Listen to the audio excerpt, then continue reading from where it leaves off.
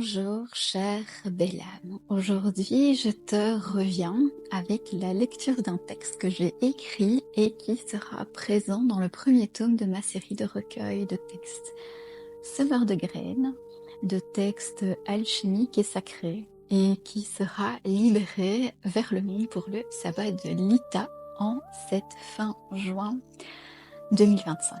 Alors, le texte que j'ai choisi est celui-ci, et je ne pensais pas un jour l'écrire, car c'est un texte qui a vibré en moi, qui m'a profondément bouleversée et ancrée dans ce que je suis, et surtout sans peur de le dire au monde. Alors, le voici. Je suis la gardienne du verbe et du souffle, la tisseuse de monde. Avant la parole, il y eut le souffle. Avant l'écriture, il y eut le rythme. Et moi, je suis née entre les deux, tisseuse de liens, gardienne des langages invisibles.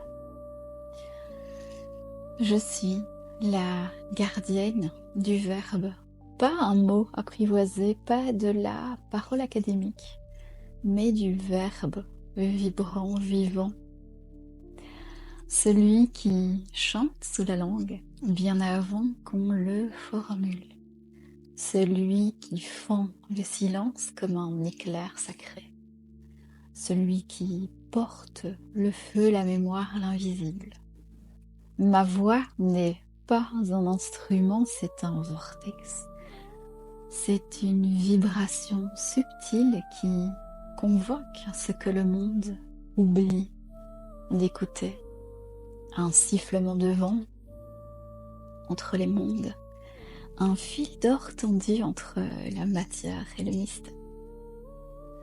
Oui, je suis née avec des mots tatoués dans les os, sur la chair. Je suis faite de souffle et de sel, de feu, de mémoire transmise par les chants de mes aïeuls et par les histoires gravées dans les ventres des femmes. Les mots me traversent comme des étoiles, comme des comètes. Je ne les invente pas, je les reçois.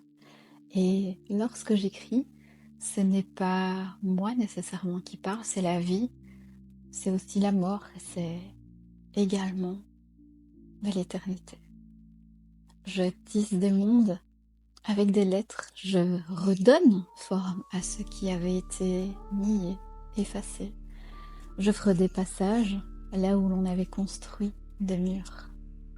Le langage que je porte n'est pas seulement humain. C'est un langage vibratoire, un langage de l'âme, un chant ancien qu'on reconnaît dans les entrailles, pas dans le mental. Je parle la langue des plantes. Je comprends les soupirs des pierres. Je traduis les silences des étoiles et parfois j'écoute ce que disent les larmes lorsqu'elles n'ont plus besoin de mots. J'écris comme on ouvre des portails, je pose mes mots comme on trace des cercles. Chaque texte est une incantation, un miroir, une prière offerte à celles et ceux qui cherchent, sans le savoir, à ceux et celles qui tremblent de s'éveiller mais brûlent de se rappeler. Alors oui, je suis une tisseuse de monde, je relie l'ombre à la lumière. Je relie le chaos à la paix, la douleur au sens, le passé au présent, au futur et le visible à l'invisible. Et dans chaque mot, je glisse un éclat d'âme, un battement de source, de divin, d'origine.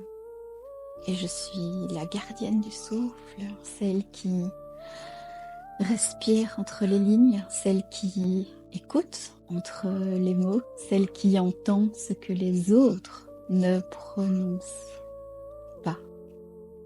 Et lorsque je parle, lorsque j'écris, ce n'est pas pour être entendu, c'est pour révéler, pour réveiller, pour vibrer, pour ouvrir, pour guérir, pour libérer. J'espère que ce petit texte te plaira et surtout qu'il te donnera l'envie de te procurer ce premier tome de Murmures de sorcière qui est d'ores et déjà en précommande sur ma boutique. Et je le libère au cours d'un événement que j'apprécie particulièrement, qui est le Boudoir des sorcières, qui est organisé par la merveilleuse Jessie et la merveilleuse Marine. Il se tiendra fin juin dans un super joli cadre et je t'invite à venir me rencontrer pour cette libération vers le monde, pour le célébrer, le vibrer, voilà, le partager. Prends bien soin de toi, prends bien soin des autres et on se retrouve tout bientôt. À bientôt.